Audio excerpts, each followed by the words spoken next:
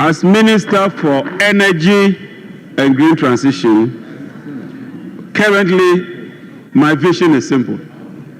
I want all the 1,346 containers accounted for. 1,346 containers. Whatever it takes, I'll bring those containers to where they ought to be. Mr. Speaker, let me set the record straight. And if my good friend, Professor, will listen to me, there's not been any inconsistency. At the transition committee, Honorable Yarga was there. They gave us a figure of 3,000. Then they told us it had incurred demurrage of 1.5 billion. I was sworn into office on the 17th. On the 24th, I visited the harbor. At the harbor, I was told the containers were 2,500. That is what aroused my suspicion. I didn't say at the harbor that the containers are 2,500. I couldn't have counted 2,500 containers instantaneously. And so from 24th, I went to brief the president on 27th. And by 31st, I had established this committee. There was media coverage. And we took Professor Senyo. He's a chartered procurement expert. The report was submitted just this week. It was during the presentation of the report that the committee told me that contrary to the figures they were giving you, over 1,300 containers cannot be accounted for. These are the facts and nothing but the facts. Mr. Speaker, these are the facts. So those who are on social media and trying to play the political game, let me assure you, it will not deter me. Mr. Speaker, I just came from Kong. We've gone to 4 warehouses. 2 of them are factories.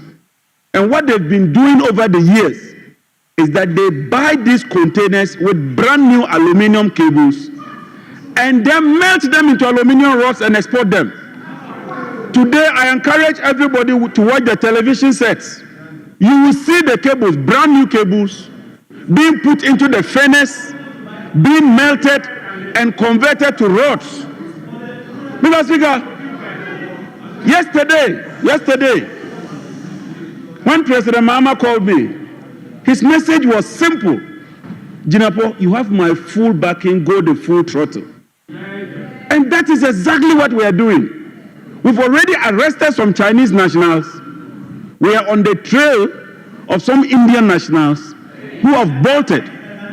But you know, this is a house of record. And so I'm being very, very cautious. I've received a lot of briefing.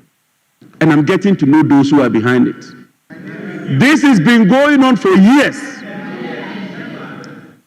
I will stop that and it will stop right now. But Mr. Speaker, it's not just going to stop. We shall retrieve the containers of the materials. We shall prosecute the perpetrators, and we will prosecute the perpetrators, and we will sell the rods to recover the cost. Mr. Speaker, people are complaining that at the distribution level, the power system is not stable. It is because you buy the materials and you don't use them. They end up somewhere other than their intended purpose. But Mr. Speaker, you hold on. Yes. Mr. Speaker, the minister is not out of order if it pleases him coming in with point of information. Mr. Speaker, respectfully, it must be for the records that we managed to order that under a new dispensation, all contract to be awarded by ECG should be aimed at delivery at their warehouses. In September 2024, when this matter came to the fore, and whilst I was there as chair, this was done and it is part of the report to the minister. I just wanted that for the record, so that nobody goes behind it to attempt to say that there is still an existing arrangement where you award and you deliver at the port, just by way of information to him, to help him. Thank you very much. Yes. Mr. Speaker, I'm not just looking at tackling the problem, I'm also looking at the source of the problem. That for me is very, very important.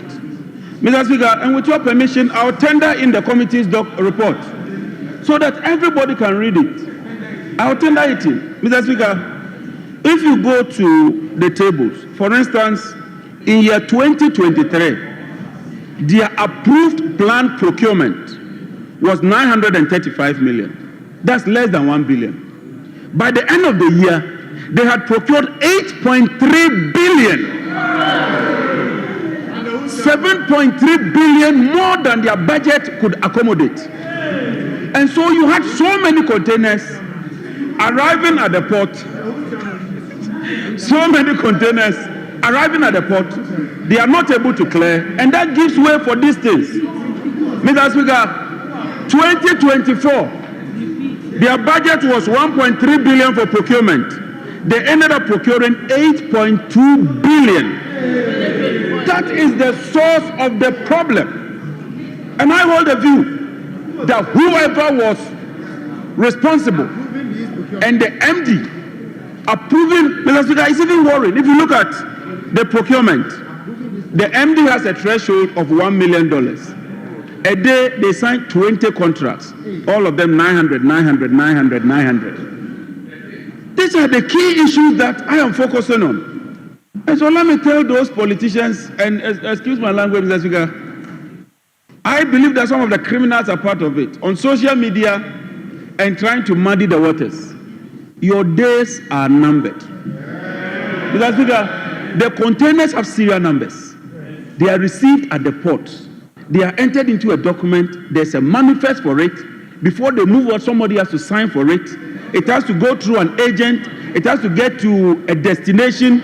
And I will trace all of that. We will trace them. That is the way to go. Already, I have written to the Bureau of National Investigations or National Investigation Bureau to commence investigation. And so, Mr. Speaker,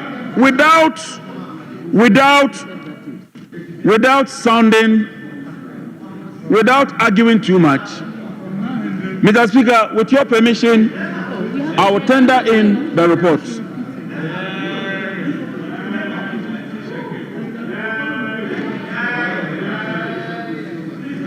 Thank you.